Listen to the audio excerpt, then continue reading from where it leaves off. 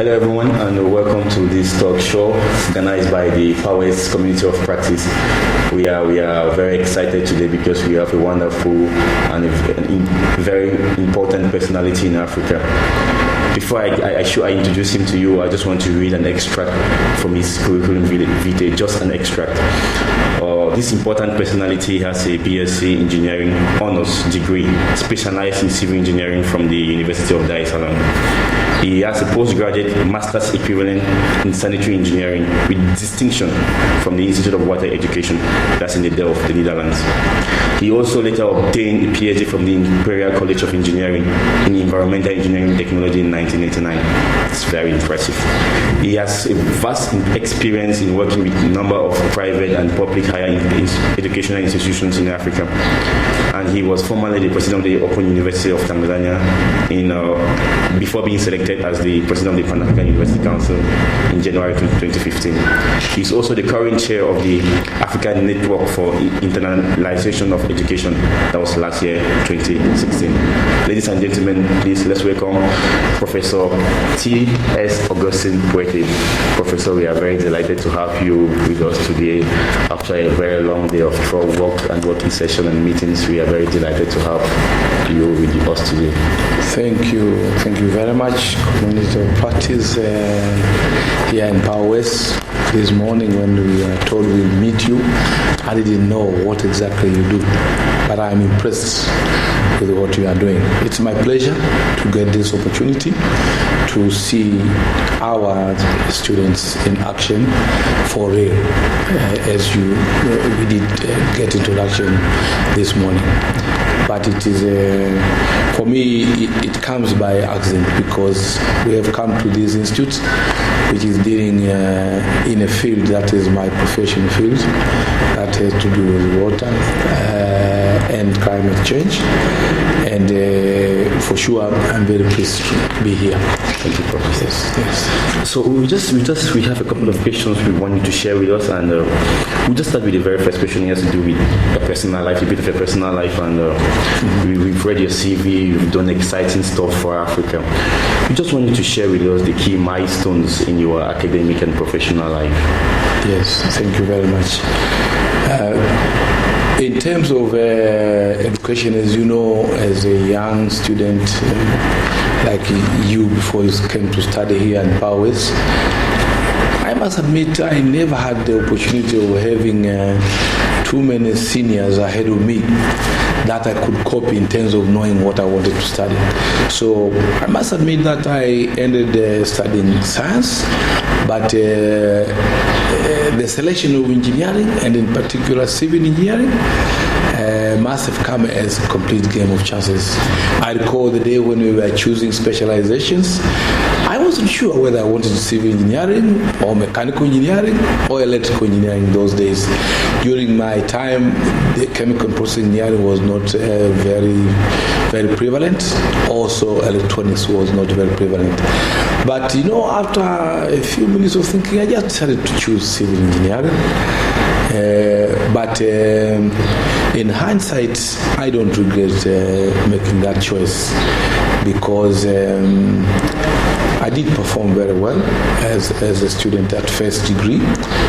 And maybe when I finished my first degree, I must have surprised myself by performing so well in the exam beyond my own expectation, because I had fallen ill 2 weeks before exams, and I wasn't sure I was going to do as well as I did. But I got the encouragement because I was lucky to have worked with an academic staff from Switzerland in a research field that has really made me an expert in the area, right from my first degree. So I was able to be exposed to the field of water engineering in terms of the theory, but also in terms of the practice, because I did all my 3 practical training in water engineering projects, and it had involved actually supply of water, large-scale water supply schemes to rural areas without using chemicals. And hence, this is why I became a specialist in treatment of water, both drinking and wastewater, using biophysical systems. This is my major research field. But also later on, I developed interest in management of solid waste, as well as in sanitation projects. And I think the choice of this area has been useful in the sense that over the time that I've been in academics, I still continue with academics until now at both the University of Dar es Salaam and the Open University of Tanzania. I have supervised by now well over 44 PhD and master's students from different countries in Africa and a few countries in Europe, mainly in UK. And I also had the chance of supervising master's students who used to come from Denmark for quite a while, where we had a cooperation. All I can say is that the collaboration between the North and South has been very useful in building our research capacity, in the sense that amongst the only surviving programs that used to be called ANST program. These were programs which were developed by the African presidents in 1982 in Lagos, Nigeria. The program in my department, the Water Resources Engineering program, is the only one that has survived to date and is producing students at master's and PhD level from different countries in Africa. But all I can say is that it is possible to do good research in Africa as long as you deal with relevant research. But my strong feeling is that an academician should always supplement their theoretical knowledge with practical knowledge. That makes a big difference between an academician who knows what's happening in practice and one who does not know what is happening in practice. I have also been able to participate in assisting to reform institutions in Africa by starting with participating in management in my own former faculty. But over the time, I have moved on to assist to make major transformation of the management of the University of Dar es Salaam and subsequently the Open University of Tanzania. And I also did participate in actually making a lot of reform activities in supporting the Inter-University Council for East Africa, where I was lucky as the chairman of the governing board. By the time I was leaving, we started construction of a building which is now in use. And I have also been for some 4 years the president of the African Council on Distance Education. And just 2 weeks ago, I finished my term as a governing board member of the Association of African Universities in Accra, Ghana, where we witnessed the completion of building of the Association of African Universities, which was funded by the government of Ghana. But its timely completion was very much pushed by our board before we left. So for me, I think the playing of a role here after being appointed in January 2015 as the president, as the maiden president of the Pan-African University Council, it comes as a very important complementary role in the sense that my experience in working with various African institutions and organizations, as well as collaboration between northern and southern universities, has proven to be very useful for assisting to guide the development within the Pan-African University. And let us also see, Pan-African University is a complex university. It is a big university with a lot of infrastructure. But in my view, I suspect my having had the chance to work in both a purely residential university, University of Dar es Salaam, as well as the Open University of Tanzania, where over the 11 and a half years that I did management there, first 5.5 years as a DVC academic and then 10 years as VC, I have been able to realize that managing an African university is not something to be. It's not an easy matter. Nobody should jump at the opportunity. It requires a lot of innovation, a lot of innovative ideas, because our governments in Africa are facing a lot of challenges and requirements. Therefore, it's not the good old days where the vice chancellor used to go there to dish out money. There's no money to dish out. You have to work with the staff and the students to make sure the institution is innovative to actually generate funds. And we have to be aware that you need skills to be able to generate funds. And I feel that the opportunity for me to play a role here as a president of Pan-African Investing, it gives me opportunity to work with the African Union Commission and the management of PAU to use my experience in order to prepare PAU to be able to face the aspect of sustainability, which is very crucial for development of PAU.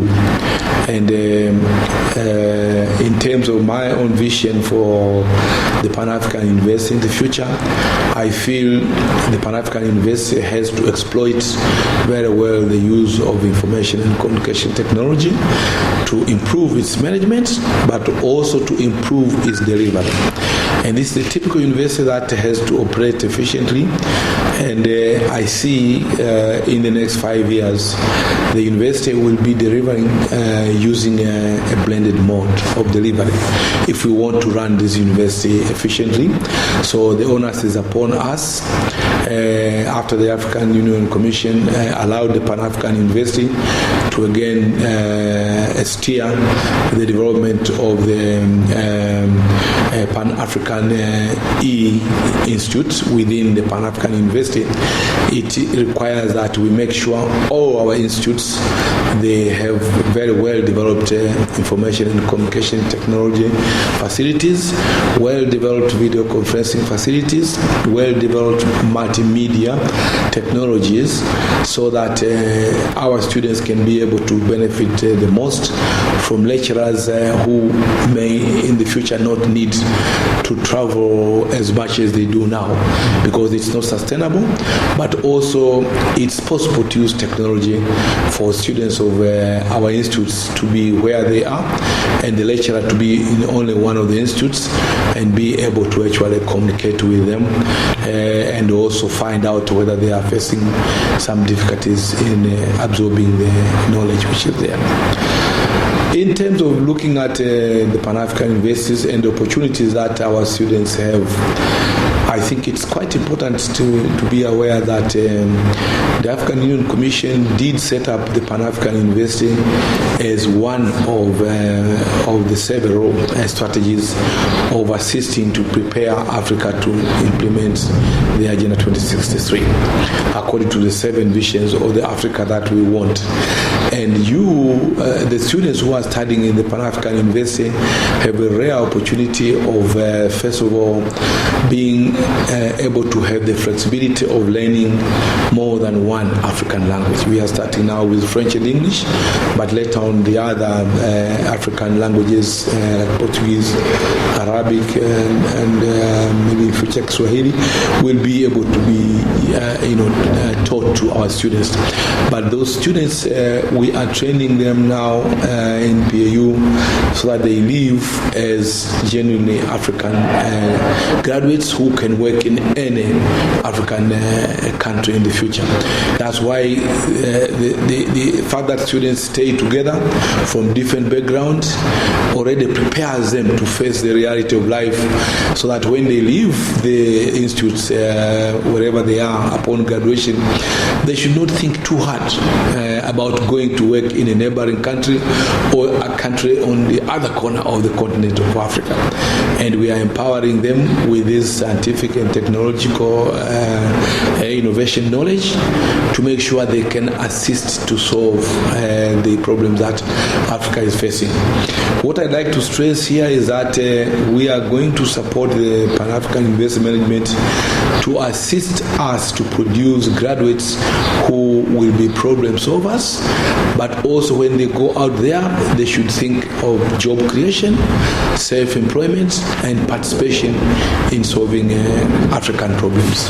And I think this is the real difference between the students produced by the Pan-African University, and this is why the Council in the last meeting insisted that on an annual basis, every year, every institute must be able to prepare a comprehensive report on the achievement of our graduates in practical terms, and we have agreed that once those reports are submitted to Senate and Council, we will share with the member countries, so that because the member countries in Africa, through the African Union Commission, contribute funding for running this university, they would want to know what is it that this university is producing for us to continue to produce, to provide funding in the future.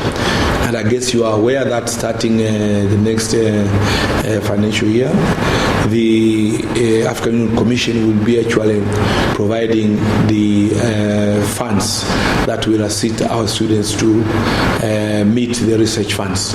So the onus is upon the Pan-African University to provide proof to the leaders of Africa that the funds they are providing are going to be used well.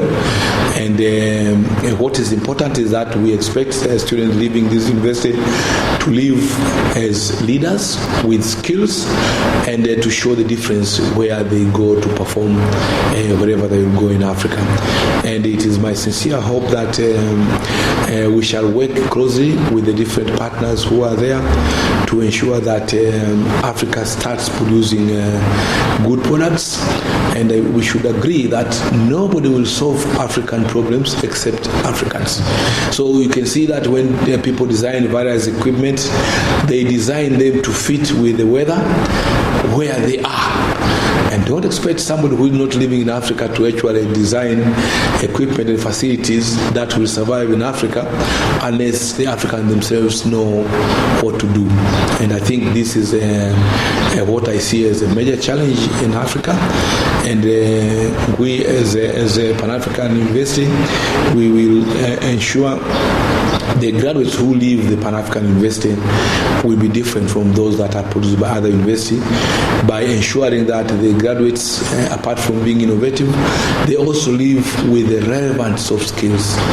And this is why I can say point blank that our delegation involving the African Commission and our partners from Germany, we have been very much impressed today.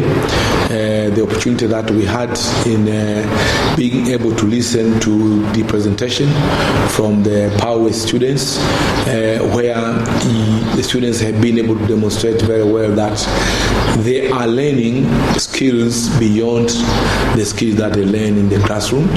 And you could see that the involvement in the communities of practice and other activities in the innovation club that we have seen today, the soft skills that students are getting in these activities are a very important difference with other universities.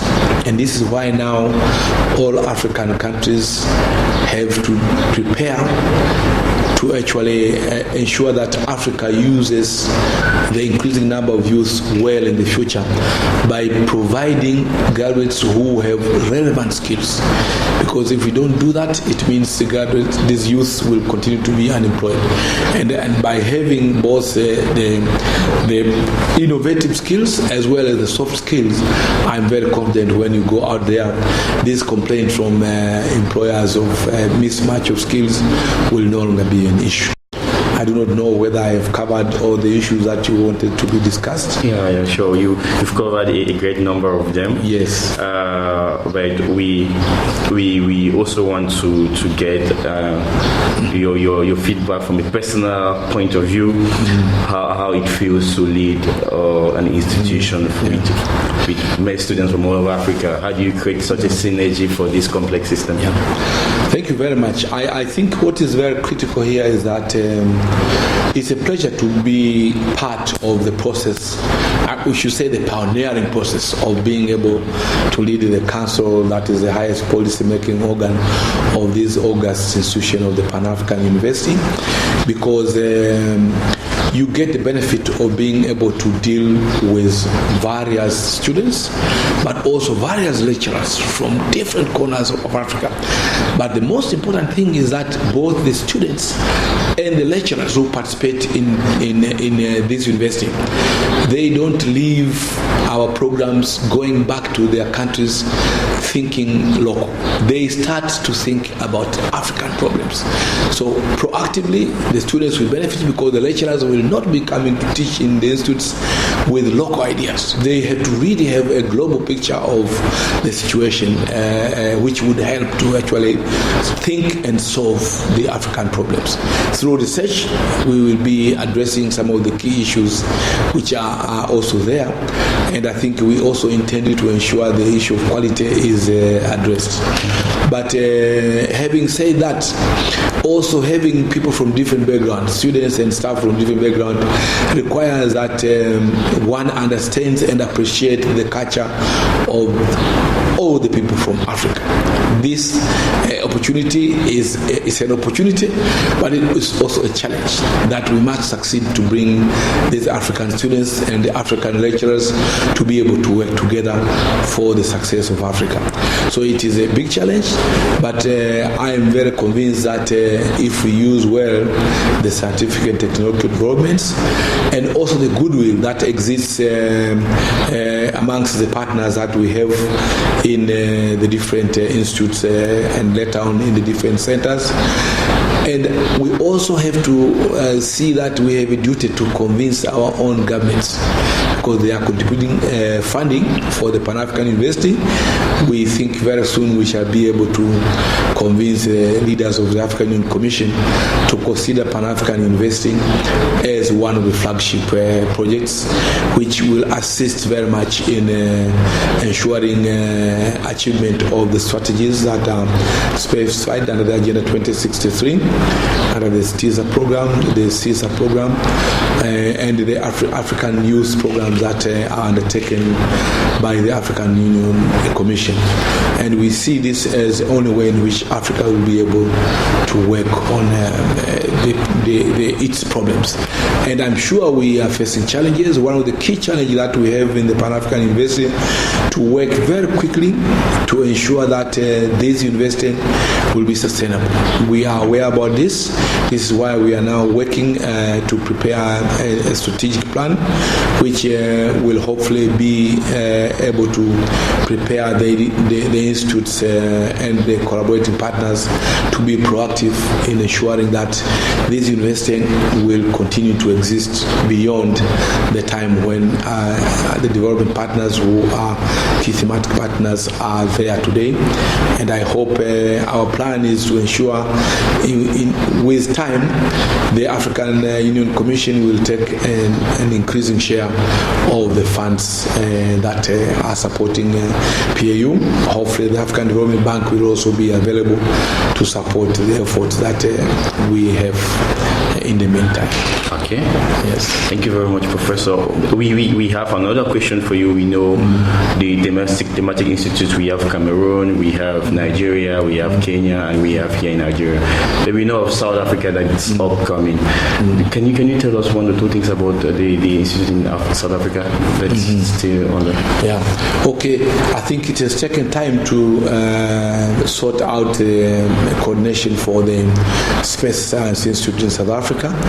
But I think the African Commission works with the governments, but it does not micromanage how the different governments actually handle the coordination. It took some time because the government of South Africa decided that 7 universities in South Africa will be working together on the space science program under the overall coordination of the Cape Peninsula University of Technology. So there are 6 other institutions that will will be working with that university. But luckily, I've been informed now that we are quite advanced in terms of preparing to sign the host agreement with the government of South Africa. In fact, they want this signed during the summit or before the summit.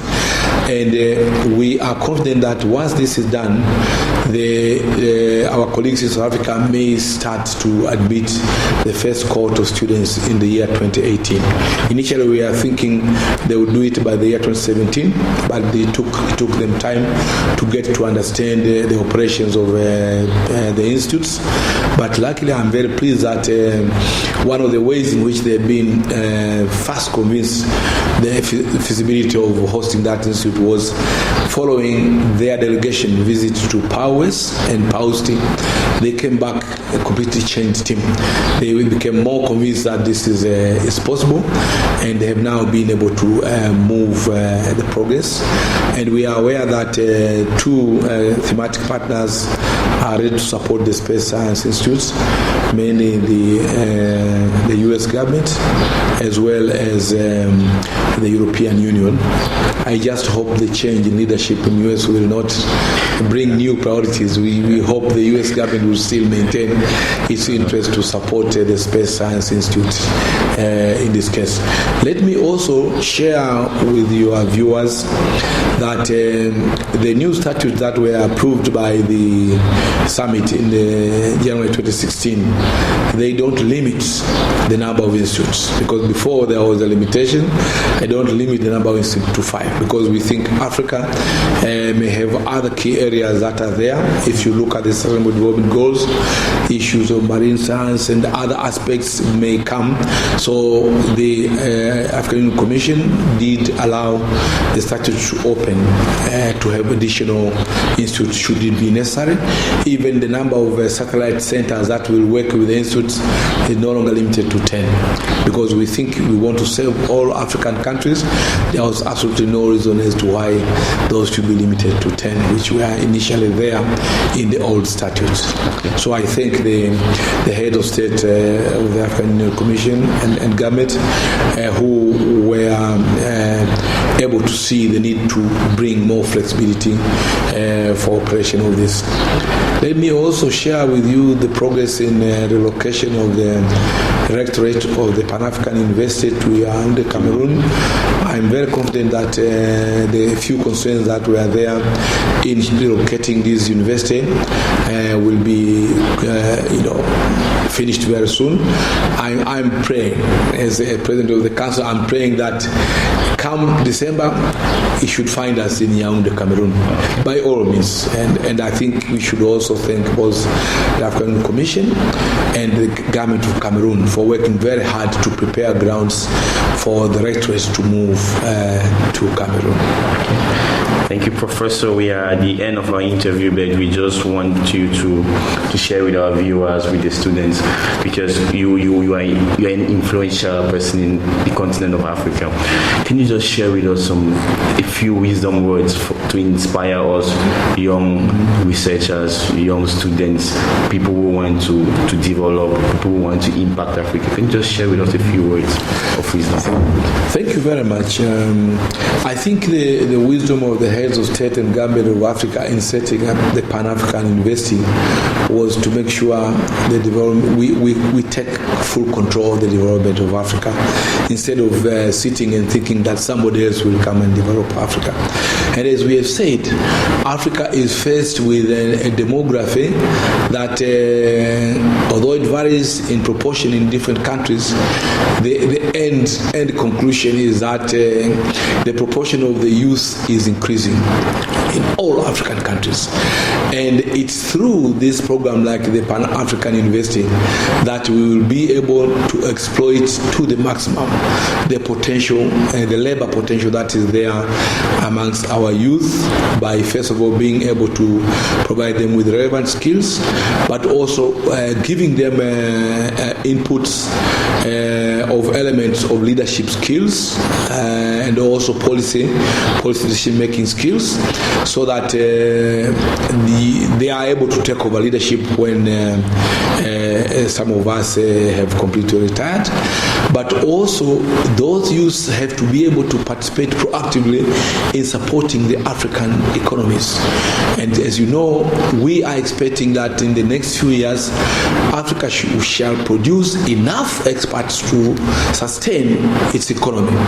But I believe before some of us leave this world, Africa, hopefully before some of us leave the world, we shall be exporting labor to other continents. As you have seen the demography of other continents, they are struggling to support the old generation. Africa should be able to have enough youth who are well skilled to work in Africa and also to work in other continents. So once we do that, I think for me as an old person, I will leave this world a very, very happy person. That we are able to support the development of Africa and also to support other continents in terms of skills. When we do that, we'll have been able to kill once and for all the erroneous ideas of thinking African youths are not skilled enough. Thank you very much, Professor, for talking to us. We are very, very grateful to have you on our show, and we wish you a safe flight back. Thank you. Thank you very Professor Mbwette from the Pan-African University Council, the president, and he has been on a working visit to PAUWES. Thank you very much for watching. This is the PAUWES Community of Practice. Thank you. Thank you very much, Professor.